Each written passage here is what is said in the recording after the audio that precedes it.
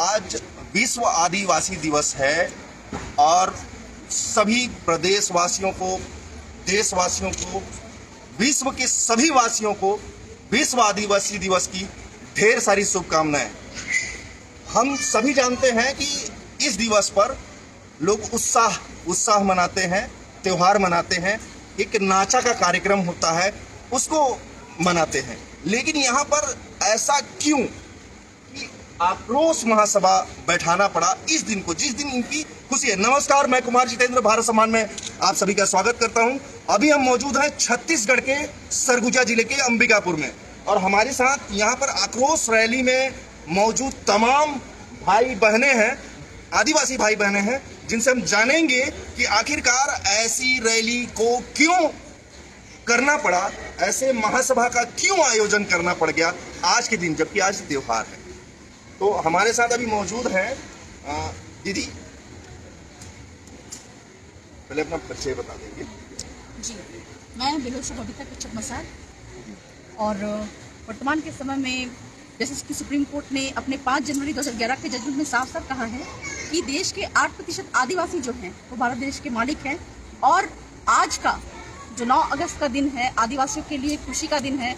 खुशियाँ मनाते हैं, नाच गाना करते हैं, अपने रीति रिवाज परंपराओं का प्रदर्शन करते हैं। लेकिन देश भर में जिस तरह से आदिवासी समुदाय के बीच में कहा जाए उनके साथ में जिस तरह का अत्याचार बढ़ते जा रहे हैं हर एक सरकारों के माध्यम से, चाहे वो अभी वर्तमान के समय में मणिपुर का मुद्दा रहा है जहाँ पे अपने आदिवासी समुदाय की महिलाओं को नंगे करके उनके साथ में बहुत ही अमानवीय अत्याचार किया गया, वहाँ के आदिवासियों को जल जंगल जमीन लूटने के लिए जिस तरह से प्रताड़ित किया गया, साथ ही साथ में सीधी में जो अभी अपने आदिवासी भाई के ऊपर में पेशाब किया गया।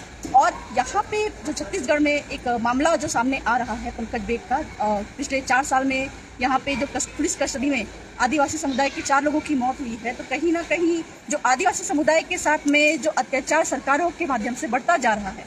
दूसरी बात है कि सरकार के साथ में राज्यपाल महोदय जो संविधान के 5 के तहत वो कहा जाए कि कस्टडियन होती है, आदिवासियों की सुरक्षा करने का उनको अधिकार है, अलग से प्रशासन व्यवस्था है।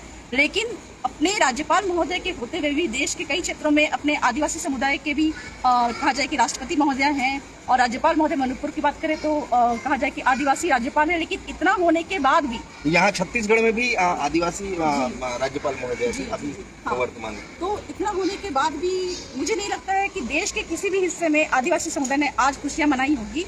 और पूरे देश, ना सिर्फ छत्तीसगढ़ की बात कहूँ बल्कि पूरे देश भर में जहाँ जहाँ पे भी आदिवासी है उन्होंने आज आक्रोश के रूप में अपनी जो रैली निकाली है। और जो देश में जो बनते कानून है, अभी खास मुद्दा भी है जो नया कानून बन रहा है फॉरेस्ट एक्ट पे संशोधन, जो कि आदिवासियों के हित में नहीं है, देश भर के आदिवासियों के हित में नहीं है।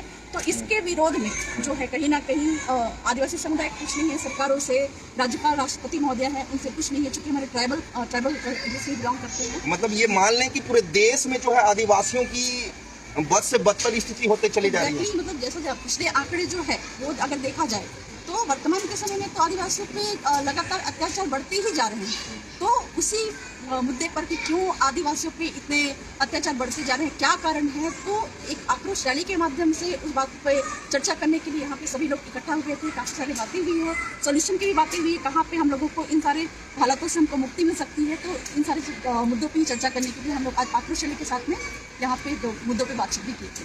छत्तीसगढ़ के वरिष्ठ पत्रकार आलोक पुतुल ने अपने ट्विटर हैंडल पर एक आंकड़ा साझा किया है, जो देश में आदिवासियों के विरुद्ध में अपराध करने, उनके विरुद्ध जो कार्रवाई के उपेक्ष में पूरे देश में छत्तीसगढ़ 6ठे नंबर पर है। इस पर आपका क्या कहना है? जी, मतलब कहा जाए जैसा कि आपके माध्यम से मालूम चला और नो डाउट कि जैसा मालूम भी है कि यहाँ के आदिवासी पिछले जो रिकॉर्ड देखे गए हैं कि आदिवासी समुदाय के ऊपर में काफ़ी अत्याचार बढ़े हैं छत्तीसगढ़ की अगर बात करें तो इसका सीधा मतलब कहा जाए कि एक तो राज्यपाल महोदय अपना जो उनके हक अधिकार है आदिवासियों के लिए, संवैधानिक अधिकार है 5 के तहत, उनका उपयोग नहीं कर रहे हैं। साथ ही साथ में सरकारें भी सोई हुई हैं और साथ ही साथ में जो कहा जाए कि आदिवासियों के संविधान के तहत हक अधिकार है, जल जंगल जमीन और खनिज, कहीं ना कहीं उस पर अधिकार जमाने के लिए भी डराने के तौर पे आदिवासियों पे अत्याचार बढ़ते जा रहे हैं, ऐसा मुझे जहाँ तक लगता है। अभी यहाँ से महज 50 किलोमीटर की दूरी पर अभी चुनावी माहौल चल रहा है। आज जो है विश्व आदिवासी दिवस के उपलक्ष्य पर सीतापुर विधानसभा क्षेत्र में छत्तीसगढ़ प्रदेश के मुखिया भूपेश बघेल आए हुए हैं। और नाचा कार्यक्रम, उनका उत्सव मनाया जा रहा है और यहाँ आक्रोश रैली, ये समझ से परे। मतलब आप चुनाव में क्या संदेश देना चाहते हैं कि हमारे आदिवासी भाई बहन जो हैं वो क्या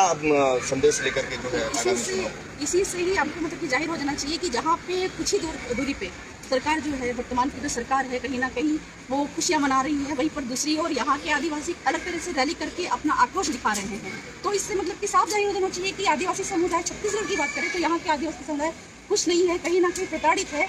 तो चुनावी दौर की बात करें, चाहे जो भी करे, तो मैं ये कहना चाहती हूँ कि राजनीति अपनी जगह पे है, आप राजनीति करिए, कोई भी सरकार है जो भी है, लेकिन हमारा मतलब कि सॉल्यूशन इतना होना चाहिए कि हमारे आदिवासी समुदाय पे कम से कम अत्याचार हो, उनके जल जंगल जमीन खनिज जो है उनका अधिकार उनको मिलना चाहिए। आप देश भर के अन्य राज्यों में, देश भर के राज्यों में जो है आप जाकर के आदिवासियों के हक के लिए लड़ती हैं, तो यहाँ क्या स्थिति ऐसा आपको लग रहा है कि किस कदर जो है उनके साथ में नाइंसाफी की बात करें तो कल भी कहीं ना कहीं वही स्थिति थी जैसे पहले जैसे रही थी। मतलब पिछली सरकारें में जो हो रही थी उससे कुछ भी बदला नहीं गया, मतलब अभी भी वर्तमान सरकार भी जो है वो वैसा ही कर रही है, उन्हीं के मतलब चलन में चल रही है।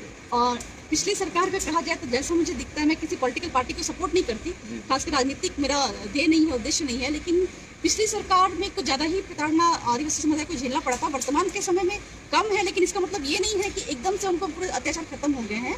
अभी भी कहीं ना कहीं जैसे कि कहा जाए कि वहाँ जंगल लूटे जा रहे हैं, आपके कंपनियों को कोयला देने के लिए जंगल काटे जा रहे हैं गलत तरीके से। ग्राम सभा जो है इसको संविधान के तहत अधिकार प्राप्त है कि उनकी बिना अनुमति के जमीनें नहीं दी जाएंगी, जंगल नहीं दी जाएंगी। तो कहीं ना कहीं बहुत सारे संवैधानिक अधिकारों का उल्लंघन करके जो सरकारें कंपनियों को फायदा पहुंचा रही है। तो मुझे लगता नहीं कि कोई भी सरकार आदिवासियों के हित में काम करती है। मतलब जैसा कि आदिवासी नेत्री हैं, उनका स्पष्ट यह वाक्य समझ से परे है कि सरकारें चाहे कोई भी हो, लेकिन आदिवासी विरोधी कार्य ही किए जा रहे हैं। उसका नतीजा यहाँ आज जो है कैमरामैन दिखाएंगे। आज 9 अगस्त विश्व आदिवासी दिवस के उपलक्ष्य में आक्रोश महासभा का आयोजन करना पड़ा। हमारे साथ अभी एक और युवा आदिवासी नेता हैं या बोलिए जो युवक हैं, इनसे आज जानेंगे कि आखिरकार आप कहाँ से हैं।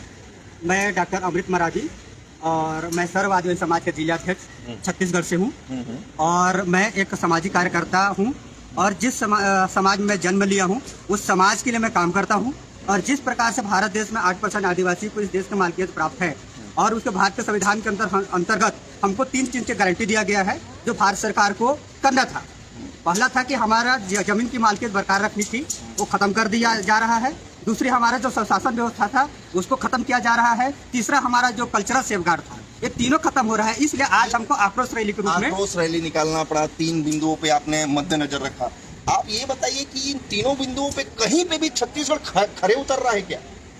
जैसा कि हम लोगों को जो सर्ववादी समाज है, सामाजिक मुखियाओं के ऊपर हस्तियों के मामले में FIR होता है और वर्तमान में सरकार हमारे ऊपर FIR करता है। किसी भी समाज के सामाजिक मुखिया के ऊपर आज तक इतिहास में FIR नहीं हुआ है और छत्तीसगढ़ सरकार यदि हमारे ऊपर FIR कर रहा है तो हम किस रूप में हम उत्सव मनाएं? हम तो इसीलिए आक्रोश रैली कर रहे हैं क्योंकि हमारे वर्तमान स्थिति में सरगुजा संभाग जहां पर इतनी बड़ी रैली का आयोजन किया गया है, वहां के कद्दावर नेता या मंत्री बोल लिया जाए, आदिवासी मंत्री बोल लिया जाए, मंत्री अमरजीत भगत आते हैं और उन्हीं के परिवार के सदस्य की पुलिस अभिरक्षा में मृत्यु हो जाती है।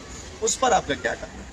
जैसा कि हमारे समाज से वो बिलोंग करते हैं, डॉक्टर अमरजीत भगत जी वो विधायक हैं सीतापुर विधानसभा क्षेत्र से, लेकिन हम लोगों के सामाजिक प्रतिनिधित्व का तो नेतृत्व करते हैं।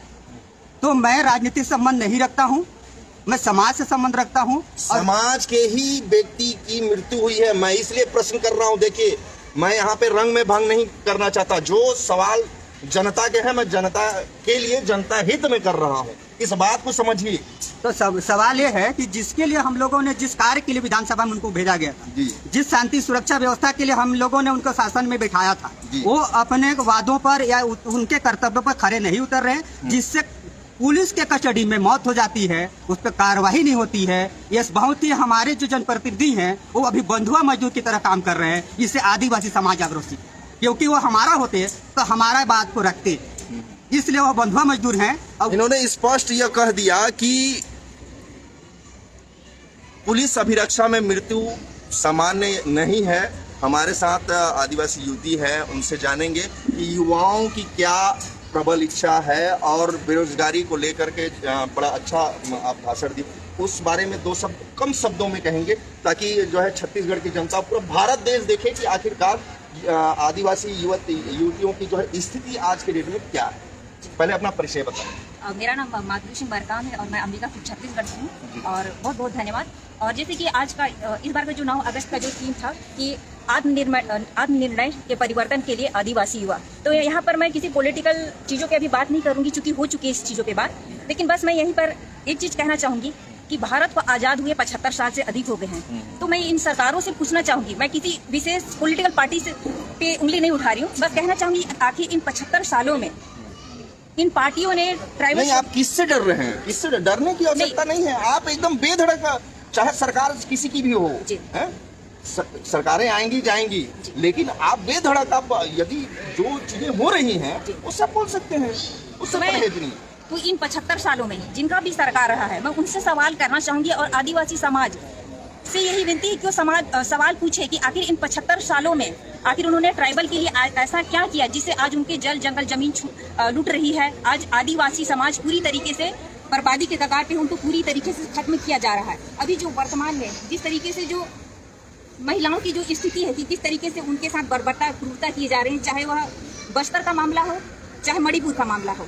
तो यहाँ पर मैं यही कहना चाहूँगी ट्राइबल सोसाइटी से कि अब हमको सरकारों से कोई उम्मीद नहीं है और जो हमारे जो पॉलिटिकल लीडर, जैसे चाहे वो अनुसुईया उइके जी हो चाहे हमारी राष्ट्रपति द्रौपदी मुर्मू जी हैं, उनके राष्ट्रपति बनने से या फिर राज्यपाल बनने से हम लोगों को कोई खुशी नहीं है, क्योंकि उन्होंने ऐसा कोई बहुत बड़ी बात बोल रहे हैं आज के युवा आदिवासी जो है, मतलब कि उनके आदिवासी समाज के राष्ट्रपति बनने से आपको खुशी नहीं? क्यों भाई, क्यों ऐसा क्यों? क्योंकि वो ऐसा कोई भी एक्शन नहीं ले रहे ना जल जंगल जमीन को लेके, ना आदिवासियों के जीवन को लेके। ऐसा क्या आखिर वो अभी तक कौन से ऐसे कानून के लिए रुकी हुई है कि जब मणिपुर में इतनी खौफनाक स्थिति हो गई, उसके बाद अब वो कौन से और इसके आगे की भयानक स्थिति देखना अभी युवाओं को आप क्या संदेश देना चाहेंगे, जो आज के आदिवासी युवा हैं और बाकी युवा हैं, जो आपसे क्या संदेश?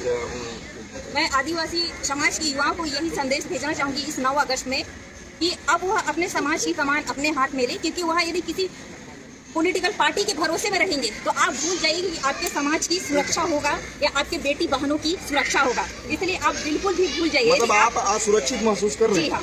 आज हम न तो किसी कानून के से अपनी सुरक्षा की उम्मीद करते हैं न किसी सरकार से। यदि कानून वाकई में ट्राइबल की सुरक्षा के लिए होता तो बताइए कि जो बस्तर में जो स्थिति हुई या फिर जो मणिपुर में जो महिलाओं के साथ स्थिति हुई, या फिर कहना चाहिए कि जिस तरीके से अभी एक आदिवासी भाई पे पेशाब कर दिया गया, कोई एक्शन लिया गया क्या?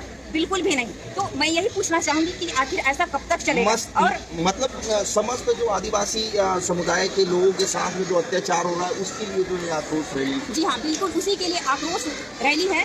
और यही मैं कहना चाहूंगी कि जो आदिवासी युवा है या फिर आदिवासी समाज है, वह अपने समाज का यदि विकास चाहता है, अपने समाज की सुरक्षा चाहता है, तो वह स्वयं आगे आए और एजुकेशन के क्षेत्र पे, स्पेशली मैं कहना चाहूँगी कि एजुकेशन, जैसे कि कहा जाता है कि किसी भी राष्ट्र की जो सबसे बड़ी जो ताकत होती है, चाहे वह किसी समाज का हो चाहे किसी राष्ट्र का, जो सबसे बड़ा ताकत हो वहाँ की युवा पीढ़ी होती है, वहाँ का युवा होता है। तो यदि आप अपने कहना चाहिए कि आप अपने यदि शक्तियों का उपयोग करना चाहते हैं अपने समाज के विकास के लिए, तो आप एक दिशाहीन युवा की तरीके से एजुकेशन के क्षेत्र पे आगे बढ़ें और अपने समाज का विकास करें। धन्यवाद। बहुत अच्छा सुझाव इन्होंने दिया है और उसको अमल करने की भी आवश्यकता है। चाहे सरकारें आएंगी जाएंगी, वर्तमान सरकार को यह संदेश इन्होंने दिया है कि पहले जो हुआ कम से कम उसमें बदलाव लाया जाए और बदलाव होना भी चाहिए, ताकि इन भोले भाले आदिवासियों को इनका हक मिल सके। तो एक कमान, आदिवासी एक समान, एक कमान, आदिवासी एक समान, एक तीर एक कमान, आदिवासी एक समान, एक तीर एक कमान, आदिवासी एक समान, एक तीर एक कमान, आदिवासी एक समान, एक तीर एक कमान, आदिवासी एक समान। इसी तरह के आदिवासियों के हित में हमने पहले भी कई वीडियो जारी किए थे। इस वीडियो को भी दबा के शेयर कीजिए ताकि शासन सत्ता में बैठे लोग, नेता नगरी में बैठे लोग को सीधा यह संदेश जाए कि आज उत्सव के दिन छत्तीसगढ़ में क्या हो रहा है। धन्यवाद। भारत सम्मान, हो जाओ सावधान।